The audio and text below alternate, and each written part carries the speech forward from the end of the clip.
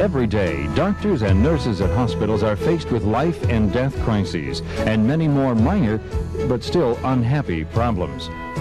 In all cases, it is extremely important that the hospital environment is kept sanitary.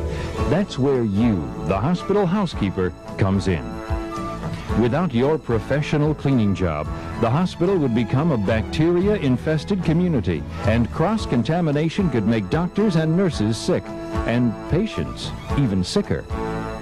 You may not carry a stethoscope, but your role is similar to the doctor's role. You help create a clean, aseptic environment, allowing sick people to get well and not sicker through cross-contamination. The sanitary hospital atmosphere which you maintain protects patients from infection and contamination. You also make it safe for the doctors, nurses, and other staff members to do their work. Your job is vital to the health of everyone who enters the hospital, including you. This film is entitled Theory of Infectious Cleaning, and it will cover basic facts you need to know about sanitation so that you can perform your job.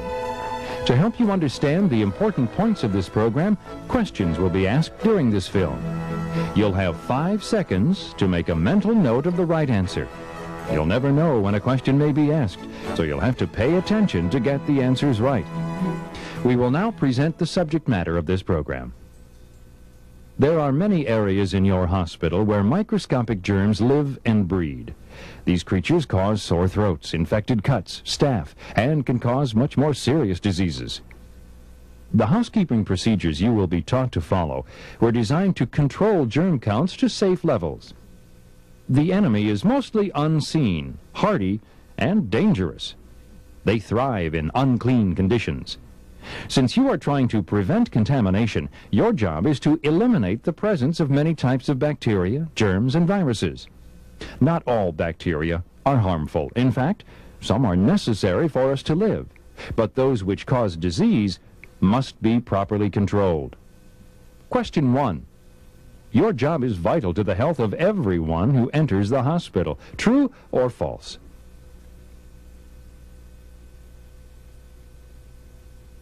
If you answered true, you were absolutely correct. As a member of the hospital staff, you and the housekeeping department play a key role in creating a healthy environment.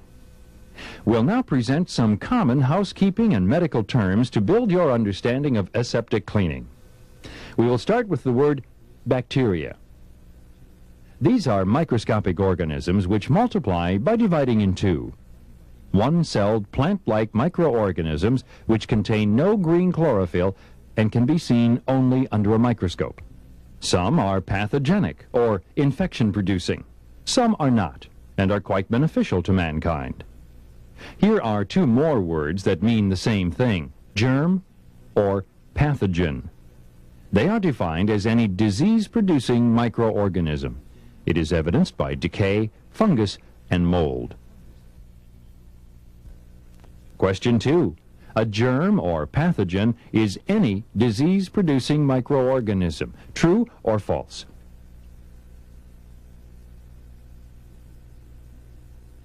If you answered true, you were correct.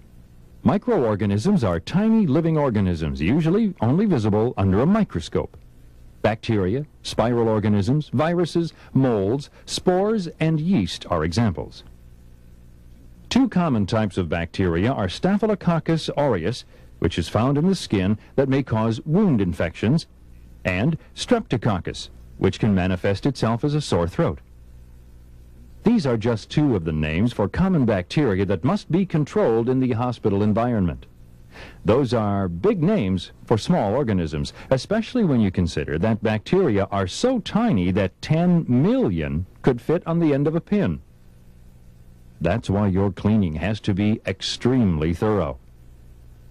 You will hear the word antiseptic, which is defined as a formulation that will destroy or curb germs. It prevents infection, inhibiting the action of microorganisms, sometimes used to describe a chemical used for the destruction of microorganisms.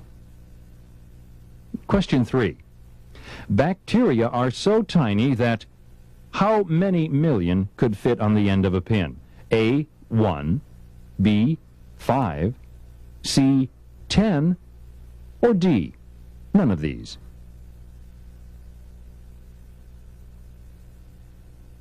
If you answered C, you were right. You can't see them with the naked eye, and that's why you will be cleaning surfaces of fixtures, for example, that already look clean. Just because they look clean doesn't mean the germs are not there. You will also hear the words asepsis and aseptic. These words refer to an object being free of infecting microorganisms. It's the state of being free from pathogenic organisms. One way to make this happen is to use a germicidal or bactericidal cleaner to clean a surface.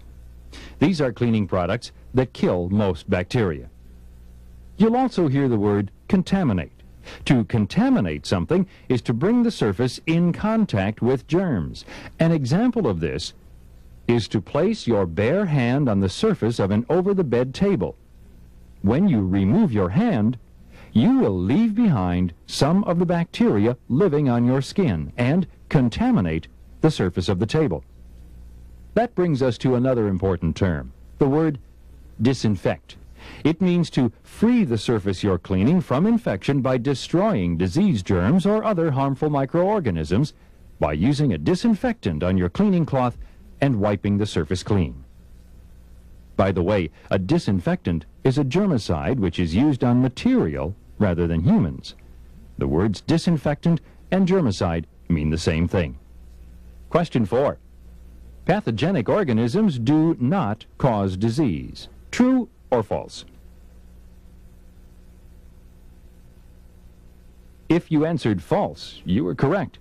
Pathogenic organisms are germs which are harmful to the human body. You will also hear the term fungicide. This is a cleaning product that destroys fungi and inhibits the growth of spores. A very common housekeeping term is germicidal detergent. This is a product that disinfects and cleans at the same time. It contains the properties of both a cleaner and a disinfectant. This may also be called a detergent sanitizer, which means the same thing. Another term is the word sanitary. This relates to the preservation of healthy conditions for human beings. It is closely related to the word sanitation, which is the main objective of the housekeeping department, to ensure the reduction of disease-bearing microorganisms to safe levels. The goal is to sterilize or free fixtures, furniture, tools, and even entire rooms from all living microorganisms, including germs, bacterial spores, etc., down to safe, acceptable levels. To accomplish these high goals, you'll have to be alert to follow the directions on the cleaning chemicals you're assigned to use. Some of these chemicals are liquid, some come in spray cans, and others come in packets. That brings us to pre-measured chemicals. There are many companies manufacturing chemicals which are packaged in proper amounts for instant on-the-job use. They furnish the dry chemicals, and you furnish the water. Additional information on cleaning chemicals can be found written on material safety data sheets, which list the ingredients of chemicals and the possible side effects and antidotes. These are forms required by our government as part of the Occupational Safety and Health Act. Safe practices and employee right-to-know laws are also satisfied by these sheets, which are posted in work areas and housekeeping supply closets. Question 5. If you witness another housekeeper getting hurt from a cleaning chemical, antidotes and safety instructions can be found on A, MSDS, B, your supervisor's desk, or C, first aid manual.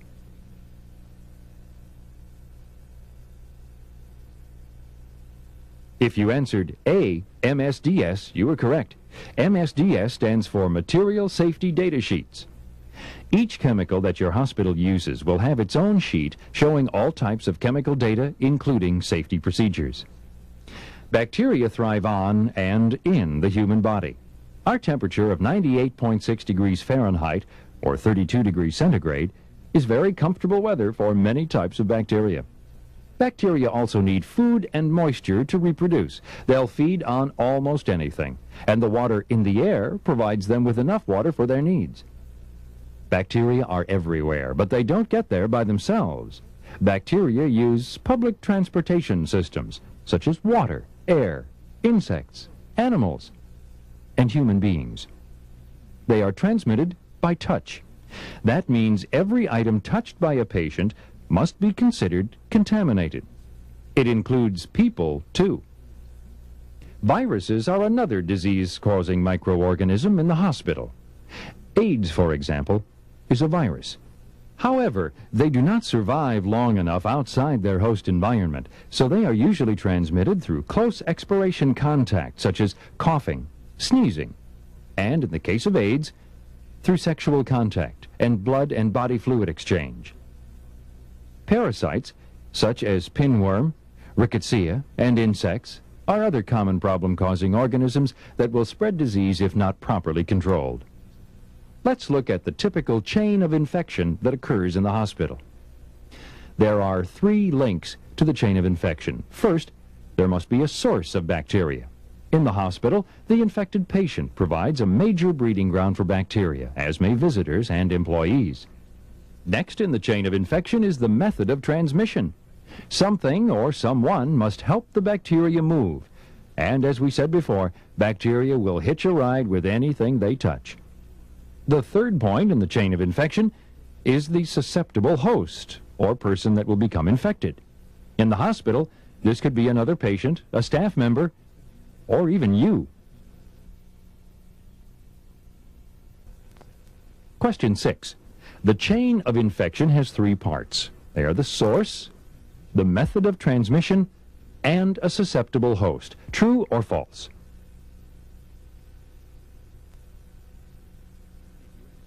If you answered true, you were correct. It is not possible to break the chain of infection at the first or third links. Hospitals are built to care for infected patients, so there will always be a source of bacteria generated by patients. Hospitals must be staffed by healthy people, so there is always a susceptible host for the bacteria. Only the second link, the method of transmission, can be broken. Through professional cleaning techniques and extra precautionary cleaning measures, such as BSI, body substance isolation, you can prevent bacteria from spreading and help break the chain of infection. You can actually aid patient recovery, and that's something to be proud of. Here's how. Start by taking good care of yourself. If you're not feeling well, you'll add to the danger in the hospital. Eat properly, get enough sleep, and exercise regularly. After all, you don't want to stay in the hospital. Personal hygiene is also very important. We carry several thousand microorganisms on each square inch of skin. Daily bathing and frequent hand washing helps reduce the bacteria count on the skin, making things safer for you and the patient. Question 7. At which part of the chain of infection can the chain of infection be broken? A, the source. B, the method of transmission. Or C, the susceptible host.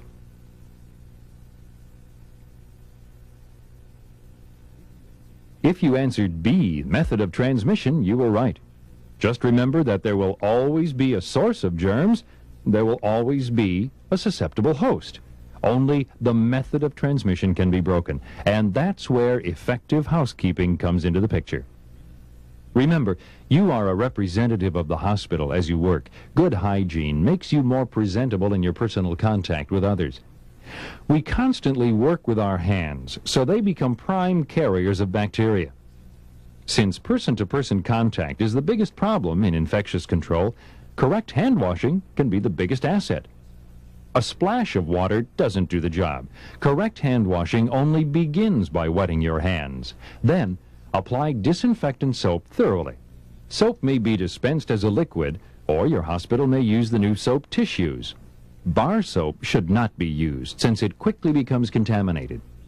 If necessary, use a brush to clean difficult areas, such as under the nails. With rotating motion, rub your hands together while you count to 20. Apply a little friction to this rubbing. Extend the washing to a minimum of 2 to 3 inches above the wrist. Interlace your fingers and rub up and down to ensure that your hands will be clean between the fingers. After this complete scrubbing, rinse hands well and dry them thoroughly with a clean paper towel. Do not turn off the water with your clean hands. That would undo the work you've just done. Turn the faucets off with a clean paper towel. When you leave the room, open the door with another clean towel. Prop the door open with your foot as you discard the towel and leave without touching the door. Remember, if you recontaminate your hands, you'll have to rewash them too. Question 8. When washing your hands, you should rub your hands together while you count to A, 5, B, 10, C, 20, or D, none of these.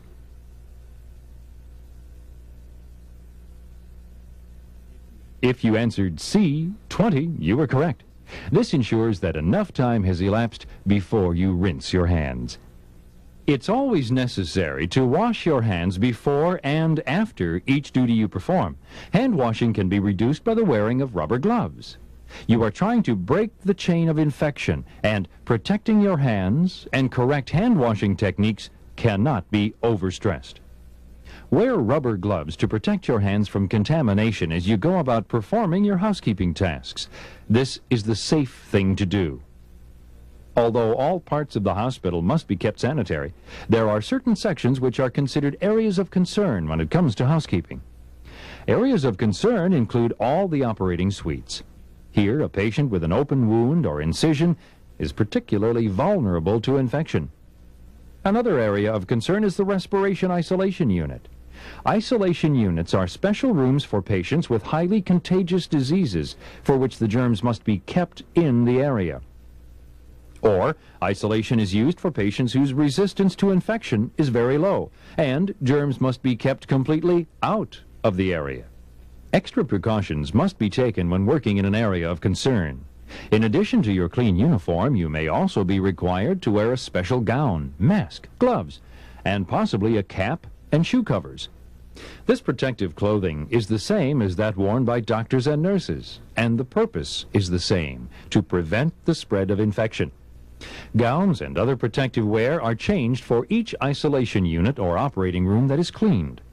Strict procedures for gowning and removing the clothing must be followed. Always begin by washing your hands. To put on a mask, place it over both your nose and mouth. Hook the looped elastic strings over your ears, or if the mask has regular strings, tie them firmly at the back of the head. Never put the same mask back on if it drops from your face. To put on the gown, roll your uniform sleeves up above the elbow. With the opening of the gown at the back, put your arms into the sleeves. Adjust the gown at the neck and pull back the edges of the gown so that they overlap in the back. Roll the edges together and tie the waist tapes in a bow. Finally, put on your gloves. Question 9. Protective clothing, such as gowns, masks, and gloves, is worn by doctors, nurses, and housekeepers to prevent the spread of infection. True or false?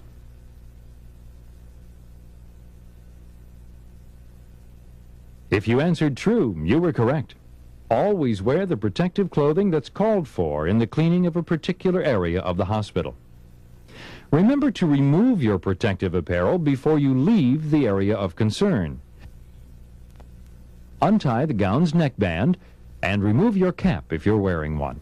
Then, unfasten the gown at the waist. Pull off the sleeves and then the gown. Roll the gown into a bundle with the outside of the gown at the waist. Remember, your hands are now contaminated, so avoid touching your uniform as you remove the gown. Place the gown in the designated hamper. Remove your gloves and dispose of them in the trash hamper.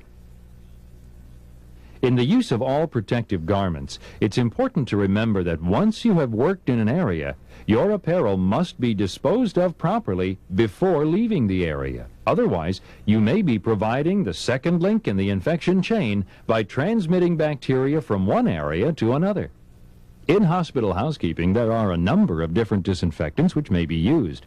The two most common disinfectants are phenolic compounds and cationic quaternary ammonium compounds, or QUATs.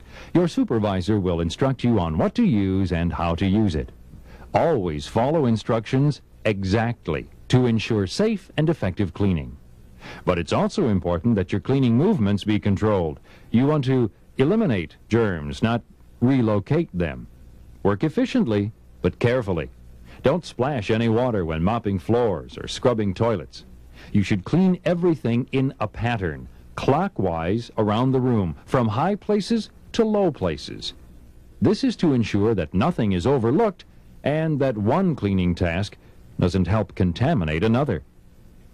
The American Medical Association requires every hospital to have an infection control committee, and the housekeeping staff must have a representative on this committee.